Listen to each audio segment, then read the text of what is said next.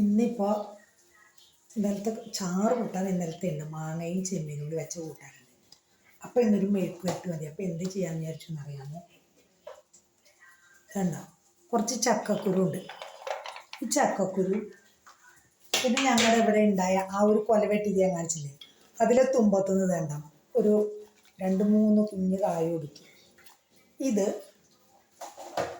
ചെമ്മീനിട്ട് മെഴുക്ക് വരട്ടി ഉണ്ടാക്കാം. എനിക്ക് എന്ത് മെഴുക്ക് വരട്ടി ചെമ്മീൻ ഇടണം. അപ്പം നിങ്ങൾ വിചാരിക്കുന്നത് എങ്ങനെയാണ് എപ്പോഴും ചെമ്മീൻ സ്റ്റോക്കുന്നത്?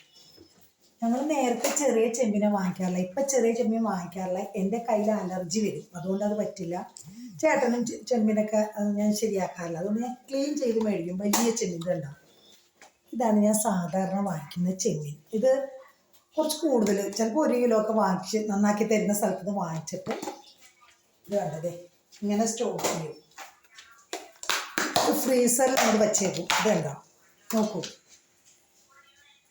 ഇത് ഫ്രീസറിലേക്ക്. ഇതിപ്പോൾ 1 കിലോ വാങ്ങിച്ചതാണ്. അപ്പം ഇതെന്ന് വെച്ച് കഴിഞ്ഞാൽ കഴിഞ്ഞ പ്രാവശ്യം വാങ്ങിച്ച 1 കിലോൻ്റെ ബാലൻസ് അതിപ്പോൾ ഇന്ന് ഞാൻ എടുക്കും. ഇത് ഫ്രീസറിൽ.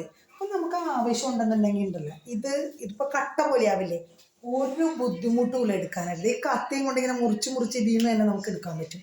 ഐസോട് കൂടിയാകുമ്പോൾ ഈസി ആയിട്ട് മുറിച്ച് ചെറിയ പീസ്, അതായത് ഇത്ര വലുതാകുമ്പോൾ നമ്മൾ മെഴുക്ക് വരട്ടിക്ക് ഫുള്ളായിട്ട് ഇടരുത്, ചെറിയ ചെറിയ പീസാക്കി ഇടാം. അപ്പം അതിന് വേണ്ടിയിട്ട് ഇത് കണ്ടത് ഇങ്ങനെ കുഞ്ഞിതാക്കി ഇത് കണ്ടോ, ഇത് കണ്ടോ, ചെറിയ പീസ് കിട്ടി. കത്തിയും കൊണ്ട് ഈസി ആയിട്ട് നമുക്ക് ചെറുതാക്കാനായിട്ട് സാധിക്കും.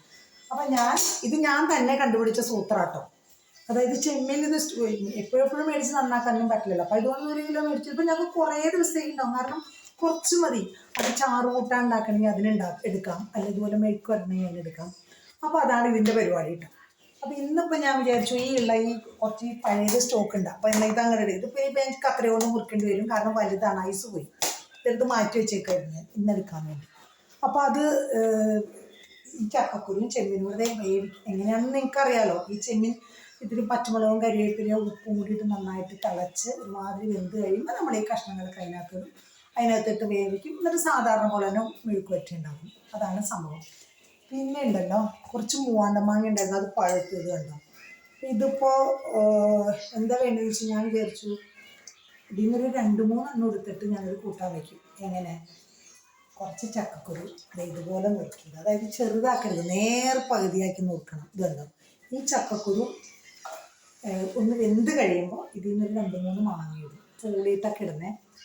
എന്നിട്ട് മോരൊഴിക്കില്ല, കുറച്ച് തേങ്ങ അരച്ച് കൂട്ടാൻ വയ്ക്കുന്നത്. ഞാൻ കഴിഞ്ഞ ദിവസം കാണിച്ചിരുന്നു, ചക്കക്കുരും മാമ്പഴവും കൂടി കൂട്ടാൻ വയ്ക്കുന്ന റെസിപ്പി ഞാൻ കാണിച്ചിട്ടുണ്ടായിരുന്നു, അതിൽ ശരിക്കും കാണിച്ചിട്ടുണ്ട്. അപ്പോൾ ചക്കക്കുരു വെന്ത് കഴിയുമ്പോൾ ഇതിടുക, എന്നിട്ട് പച്ചമുളകും കരിവേപ്പില ഇടുക, കുറച്ച് തേങ്ങയും ഉള്ളിയും ഒക്കെ കൂടി അരച്ച് ചേർക്കുക. വറുത്തിടാൻ നേരത്ത് കടുകിൻ്റെ കൂടെ ഉലുവയും വറുത്തിടണം, അതിലാണ് സേവ്. നന്നായിട്ട് കരിവേപ്പിലയും ഉണക്കമുളകും ഉലുവയും കടുകും കൂടി വറുത്തിട്ട് കഴിഞ്ഞാൽ നല്ല ടേസ്റ്റുള്ള കൂട്ടാനാവും. അങ്ങനെ വയ്ക്കും. ബാക്കിയുള്ളത് നന്നായിട്ട് വേവിച്ച്, അപ്പോൾ ഈ 2-3 എണ്ണം കഴിഞ്ഞ് ബാക്കിയുള്ളത് ഞാനത് വേവിച്ച് വെക്കാൻ പോകും. പിന്നെ എപ്പോഴും വേവിച്ച് വെച്ച് കഴിഞ്ഞാൽ പിന്നെ ചീത്തയാവില്ല. എപ്പോഴെങ്കിലും മാമ്പഴ കൂട്ടാൻ തൈര് ഒഴിച്ച് വെക്കണം. അങ്ങനെ വെച്ചിട്ട് കുറച്ചായി. ഇതിൻ്റെ സീസണും കൂടി വന്നതിന് ശേഷം മുളകുശ്യം, മാമ്പഴ മുളകുശ്യം, പിന്നെ അതുപോലെ തന്നെ വെറുതെ തേങ്ങ അരച്ച് വെച്ചു, ചക്കക്കുരുട്ടൊക്കെ വെച്ചു, അങ്ങനെ വെക്കുകയാണ്. പിന്നെ ഇന്നലെ ഞാനൊരു മാങ്ങയുടെ റെസിപ്പി ഇട്ടിട്ടുണ്ടല്ലോ, ഇപ്പം ഇട്ടേക്കാം, കുഞ്ഞുകുഞ്ഞാന്നരിഞ്ഞിട്ട് ചെനച്ച മാങ്ങയും വെച്ചിട്ട് നല്ലൊരു മാങ്ങാക്കറി. അത് പെട്ടെന്ന് നമുക്ക് ഉണ്ടാക്കാവുന്നൊരു കറി, അത് ഞാൻ ഇട്ടിട്ടുണ്ട്. ഇതിനിപ്പോൾ കാണിക്കുന്നില്ല, ചക്കക്കുരു മാങ്ങയും കൂടി നമ്മൾ വെച്ച് കണ്ടിട്ടുള്ളതാണ്. അപ്പോൾ ഇന്നിപ്പോൾ സംഭവം ഇതാണ്, ചക്കക്കുരു കായും കൂടി ചെമ്മീനിട്ട് ഞാൻ വരട്ടി ഉണ്ടാക്കാൻ പോകുന്നു. അത് റെഡിയാക്കി കഴിഞ്ഞിട്ട് നിങ്ങളെ കാണിക്കാം, കാരണം അത് പ്രത്യേകിച്ച് ഇനി കാണിക്കാനില്ലല്ലോ, എപ്പോഴും കാണിക്കുന്നതല്ലേ. ആദ്യം നമുക്ക് ഇത് കണ്ട ചെമ്മീൻ ഇത്ര വലുതാണ്, അപ്പോൾ അതൊരു 2-3 പീസസ് ആക്കി കത്രിക കൊണ്ട് ചെറുതാക്കിയിടാം. ഇത്രയുണ്ട് സംഭവം. അപ്പോൾ ഇത് ഞാനൊന്ന് ചെറുതാക്കട്ടെ, ഇത്രയും വലുതാക്കി ഇട്ട് കഴിഞ്ഞാൽ ശരിയാവില്ല, അതാണ്. അപ്പോൾ ഇതാ ചെമ്മീൻ കുഞ്ഞിതാക്കി മുറിച്ചിട്ടുണ്ട് സുഹൃത്തുക്കളെ. ഇനി ഇതിലേക്ക് 2 പച്ചമുളക്, കരിവേപ്പില, ഇതും കൂടി ഇട്ട് വെള്ളം നോക്കിക്കോളൂ കേട്ടോ. വെള്ളമാണ് നമ്മൾ ശ്രദ്ധിക്കേണ്ടത്, ഒരുപാട് വെള്ളം വേണ്ട. ഈ ചെമ്മീൻ ഒന്ന് തിളച്ച് കഴിയുമ്പോൾ വെള്ളം വരും. അപ്പോൾ അതായത് ഈ കുഞ്ഞ് ഗ്ലാസ്സിന് ഒരു 1/2 ഗ്ലാസ് വെള്ളം, ഇതിന് 1/2 ഗ്ലാസ് വെള്ളം ഞാൻ ഒഴിച്ചിട്ടുള്ളൂ. നോക്കിക്കോളൂ, നന്നായിട്ട് മുങ്ങി. ഇത് കണ്ട ചെമ്മീൻ ശരിക്കും മുങ്ങിക്കിടക്കും. ഇനി ഇതിട്ട് ആവശ്യത്തിന് ഉപ്പിട്ട് അടുപ്പത്തേക്ക് വെക്കുകയാണ്. എന്നിട്ട് നമുക്ക് ബാക്കി പിന്നെ ചെയ്യാം.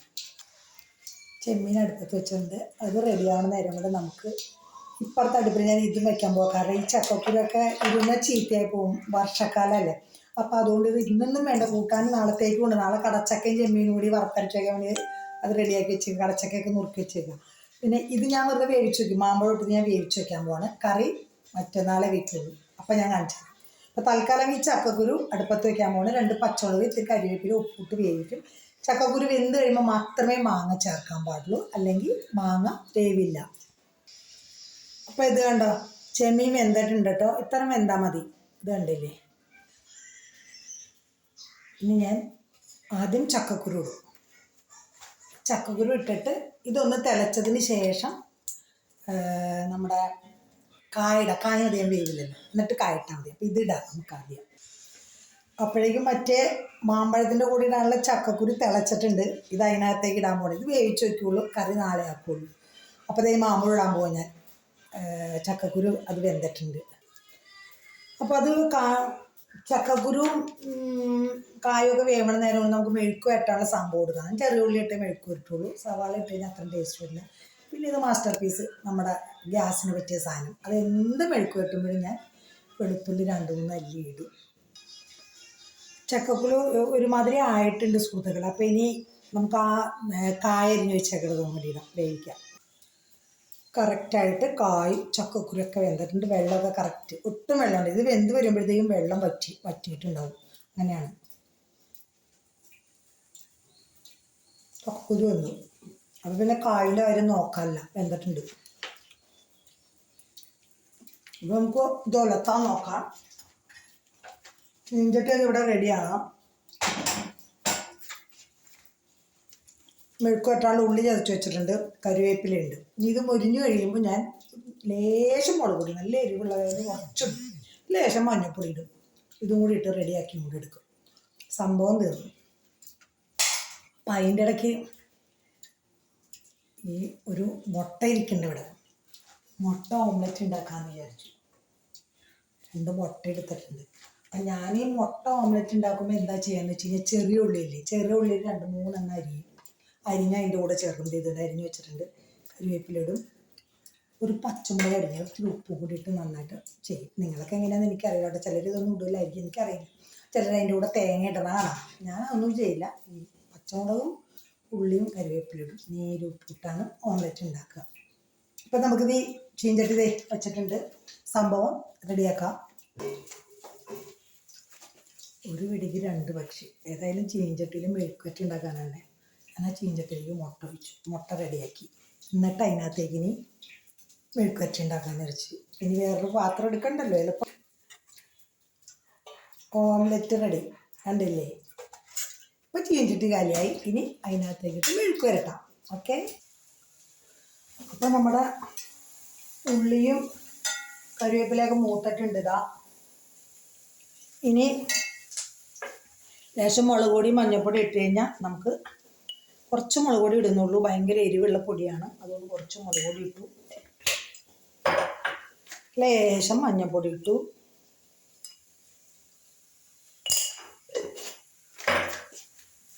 ഒന്ന് മിക്സ് ചെയ്തു.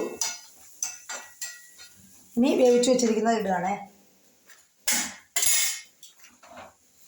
വേവിച്ച് വെച്ചിരിക്കുന്ന ചെമ്മീനും കണ്ട, നല്ല ഡ്രൈ ആയിട്ടാണ് ഇരിക്കുന്നത്. ഡ്രൈ, ഒട്ടും വെള്ളമില്ല.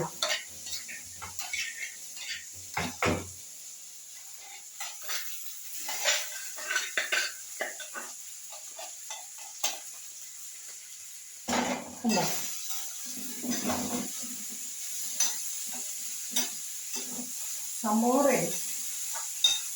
ചെമ്മീനും ചക്കക്കുരു കായും കൂടിയുള്ള മെഴുക്ക് വരട്ടി റെഡി.